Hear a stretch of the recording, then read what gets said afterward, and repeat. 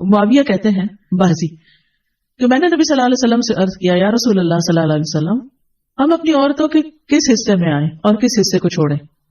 یعنی شوہر بیوی کے تعلق کی بات ہو رہی. یہ بھی ایک بہت آج کے دور کا ہر دور کا مسئلہ ہے, لیکن آج کے دور میں اور بھی گمبھیر ہوتا چلا جا رہا ہے بہت سی چیزوں سے ایکسپوز ہونے کی وجہ سے. تو کیا جائز حد ہے اور کیا نہیں ہے فزیکل ریلیشن شپ کے لیے, کس حصے کو استعمال کیا جا سکتا ہے کس کو نہیں, یہ سوال. تو اس پر آپ صلی اللہ علیہ وسلم نے فرمایا تمہاری بیوی تمہارا کھیت ہے, تم اپنے کھیت میں جہاں سے چاہو آؤ. جہاں سے چاہو آؤ کا مطلب کیا ہے کہ جہاں سے کلٹیویشن ہو سکتی, یعنی کہ کھیت کے تعلق سے کیا بتایا نساؤکم حرث لکم فأتوا حرثکم انا شئتم. انا شئتم کا مطلب انا جو ہے ظرف زمان و مکان دونوں کے لیے آتا ہے کہ جانے کا کوئی خاص وقت مقرر نہیں کہ یہ دن ہے یا رات ہے, ایسی کوئی پابندی شریعت نے نہیں رکھی. اور اسی طرح جب کھیت کہہ کے بیوی کو بتایا گیا تو اس میں اس کی یعنی کہ اس کی قدر و قیمت اور اس کی حفاظت اور اس کی سرسبزی اور خوشحالی اور وہ ساری چیزیں اپنی جگہ ہے. پلس یہ بہت ہی حکمت کی بات ہے کہ کھیت میں کچھ اگ جب ہی سکتا ہے جب اس میں بیج ڈالا جائے. تو اب شوہر بیوی کے ساتھ کیسا تعلق قائم کرے کہ اولاد پیدا ہو سکے.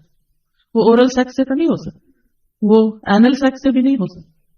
obviously انڈرسٹوڈ ہے کہ انا کا مطلب یہاں کیا ہے, ٹھیک ہے. یعنی یہ وہ باتیں کہ جن کو بہت لفظوں کو کھول کھول کے نہیں بولا جا سکتا, لیکن اٹس انڈرسٹوڈ. تو آپ نے کہا جہاں سے چاہو, یعنی کوئی رکاوٹ نہیں, ممانعت نہیں. اس کا یہ مطلب نہیں کہ ناجائز حدود فلان کے کہو کہ اس کی بھی ممانعت نہیں. البتہ جب تم کھاؤ تو اسے کھلاؤ, یعنی کہ شوہر خود آؤٹنگ ڈائننگ کے لیے چلا جائے اور بیوی کو کہیں کہ بس گھر میں پکا لو اپنے لیے اور کھا لو, خود صرف دوستوں کے ساتھ رہے. دس از ناٹ رائٹ. بیوی کو بھی لے کے جائیں اور ساس بھی بہو کو جانے دے. جب تم کھاؤ تو اسے بھی کھلاؤ, جب پہناؤ تو اسے بھی پہناؤ. کا مطلب یہ ہے کہ عید آئی ہے اپنے لیے سوٹ لے رہے ہو تو بیوی کو بھی کچھ لے کے دو. یہ ہے اکوالٹی ایک طرح سے. تو اس کے چہرے پہ نہ مارو, اسے گالیاں مت دو, ابیوز نہیں کر سکتے. اور اسے قطع تعلقی اگر کرو, یعنی ویسے تو نہ کرو لیکن اگر کرو تو گھر کی حد تک رکھو, کک آؤٹ نہیں کرو, گھر سے باہر نہیں پھینکو, گھر سے نہیں نکالو. کیونکہ بادشاہ اور کہتے ہیں نا, فون پہ کہہ دیتے ہیں گھر چلی جاؤ ماں باپ کے, میں تب گھر میں داخل ہوں گا, آؤں گا ہی نہیں. یہ غلط ہے, ایسے نہیں کرنا چاہیے. اور یہ کیسے مناسب, یہ کیسے ہو سکتا ہے کہ تم اس کے ساتھ یہ سلوک کرو جبکہ تم ایک دوسرے کے پاس حلال طریقے سے آتے ہو. یعنی تمہارا ایک جائز تعلق ہے اور پھر تم اس تعلق کو اس طرح خراب کرو. تو بیوی کو مارنے سے متعلق جو قرآن اور حدیث کی روشنی میں جو حکم ہے وہ سامنے. پھر اسی طرح غلام کو مارنے کی ممانعت, نوکر کو, غلام کو, اس کو بھی نہیں مارنا چاہیے. ابو مسعود بدری سے روایت ہے کہ میں اپنے غلام کو کوڑے کے ساتھ مار رہا تھا کہ میں نے اپنے پیچھے سے آواز سنی, اے ابو مسعود جان لو, اور میں غصے کی وجہ سے آواز سمجھ نہ سکا. یعنی ایسے مار رہا تھا کہ مجھے نہیں سمجھ آئے گی کس نے پکارا مجھے. جب وہ میرے قریب ہوئے تو وہ رسول اللہ صلی اللہ علیہ وسلم تھے اور آپ فرما رہے تھے جان لو ابو مسعود, جان لو ابو مسعود.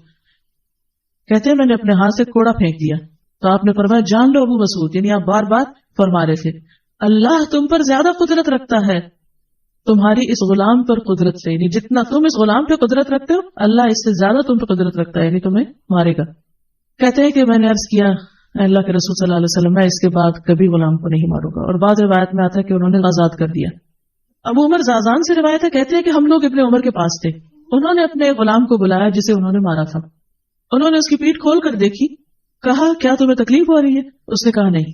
اس کے بعد ابن عمر نے غلام کو آزاد کر دیا اور ایک تنکا زمین سے اٹھایا اور کہا کہ مجھے اس کا اتنا بھی اجر نہیں ملے گا جتنا اس تنکے کا وزن ہے. میں نے کہا ابو عبد الرحمن آپ ایسے کیوں کہہ رہے ہیں؟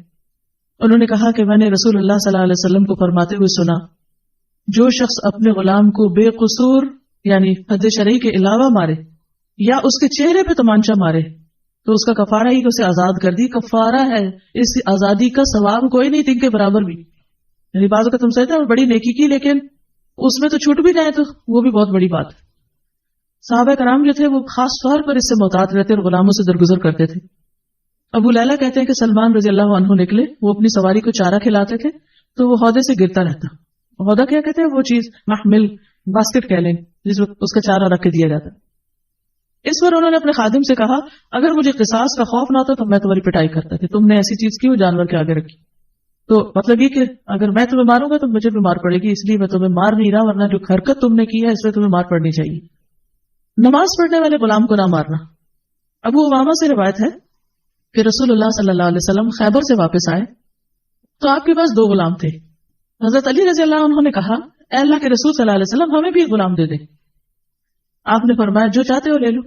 انہوں نے کہا آپ میرے لیے پسند کریں. اس سے انداز ہوتا ہے نا کہ ریلیشن شپ داماد اور سسر کا کیسا.